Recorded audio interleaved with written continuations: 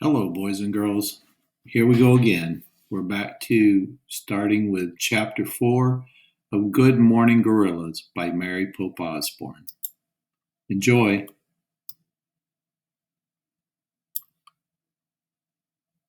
Nightmare.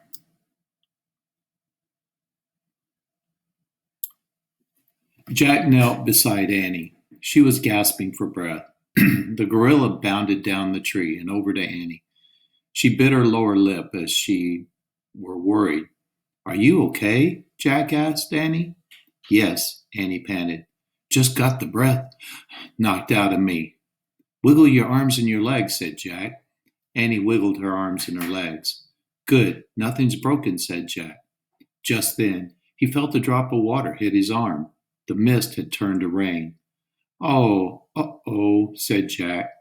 He threw his notebook into his pack. I better get our umbrella and flashlight, he said.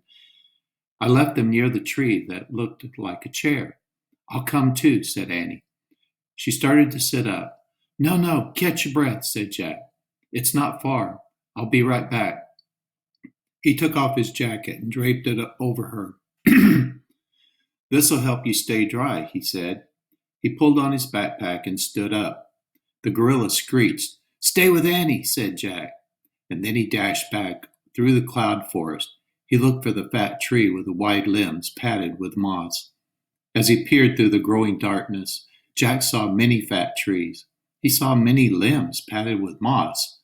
Soon he could hardly see trees at all. He realized that both a storm and night had come to the forest. Forget the umbrella and flashlight, he thought.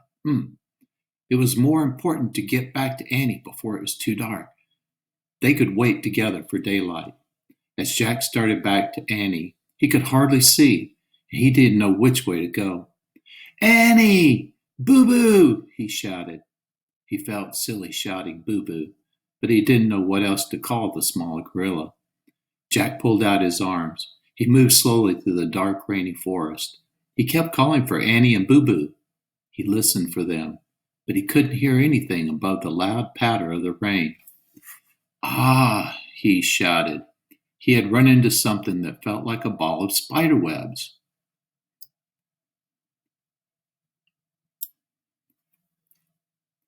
As he jumped back, he slipped and fell in the mud.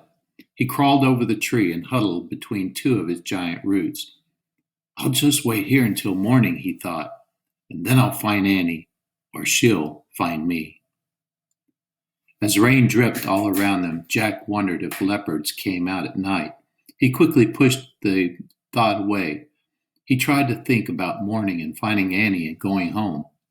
He was really ready to go home.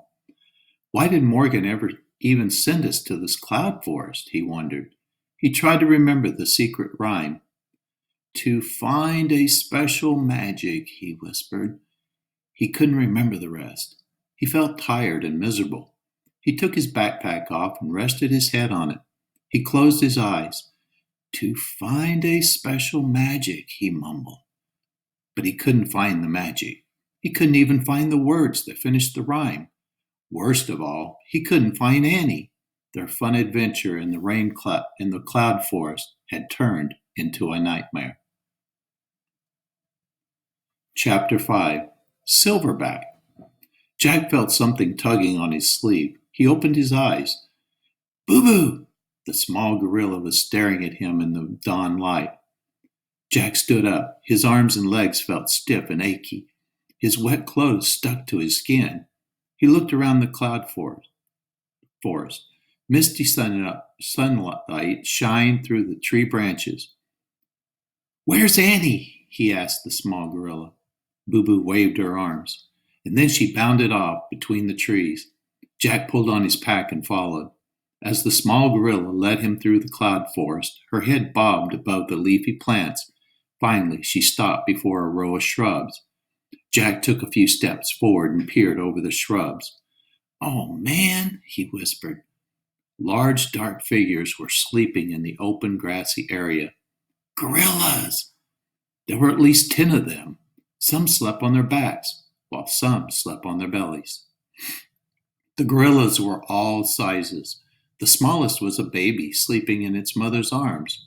The biggest was a giant with black and silver fur. Jack pulled the book out of his pack, and he found the chapter on gorillas and read, Mountain gorillas have lived together in families. The leader of the family is a large male called a silverback because he has silver fur on his back and shoulders. Gorillas do not hunt other animals. They mainly eat the plant growth in the forest. They are known to be shy and gentle giants. Shy and gentle giants? Jack repeated. That sounded good. He peered over the shrubs again. Boo Boo waved at him. She was standing at the far edge of the clearing. She pointed to something in the tall grass.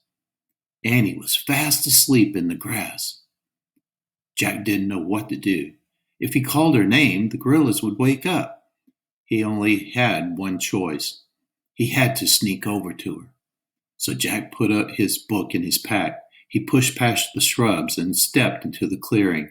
His heart was pounding. He thought of the words of the book. Shy and gentle giants. As he started towards Annie, he heard a grunt. The giant gorilla with silver fur opened his eyes. When the gorilla saw Jack, he sat up. Jack stopped in his tracks. The gorilla just glared. This giant didn't seem shy or gentle at all. Jack saw a stick lying on the ground. He picked it up, just in case. Jack's stick made the gorilla growl. He stood up. He was very tall and very wide. Jack dropped his stick. Boo Boo ran and hid it behind a tree. The silverback growled again. His long, shaggy arms touched the ground. His fingers curled under. Walking on his knuckles, he stepped towards Jack.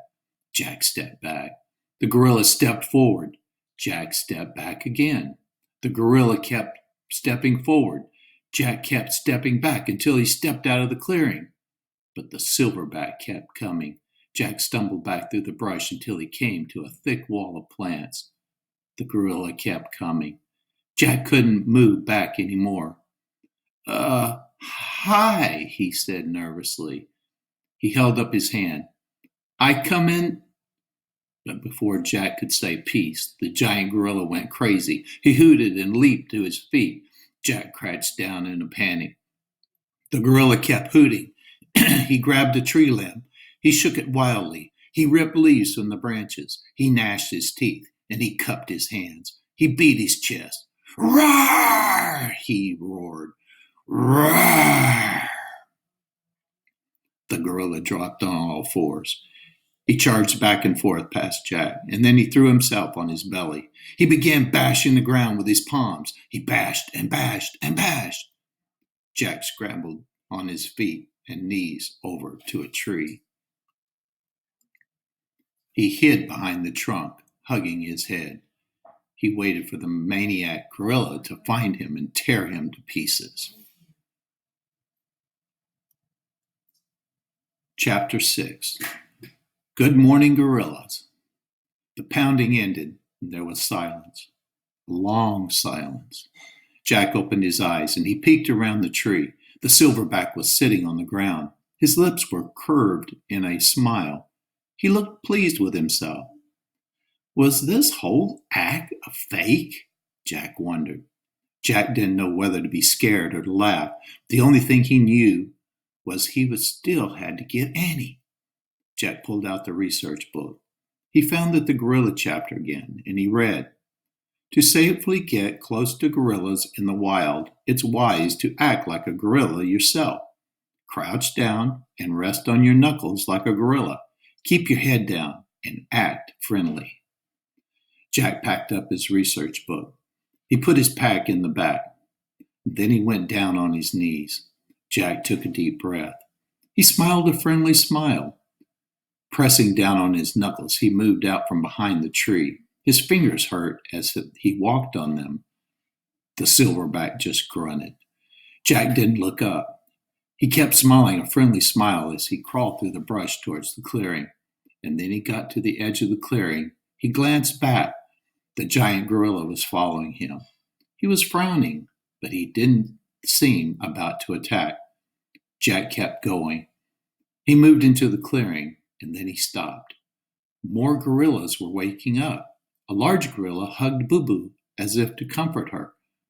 When Boo Boo saw Jack, she screeched joyfully. All the other gorillas turned to look at him. They made nervous sounds. Jack's heart pounded, but he just smiled his friendly smile and kept crawling. He crawled around the gorillas and over to Annie. "Wake up," he said, shaking her. Annie yawned and opened her eyes. "Oh, hi," she said. "Are you okay?" asked Jack. "Sure," she said. She sat up and looked around. She gasped. The gorillas were staring at Jack and Annie with bright, darting eyes. The silverback stared the hardest. "Oh, wow," said Annie. A joyful smile crossed her face. "Good morning, gorillas."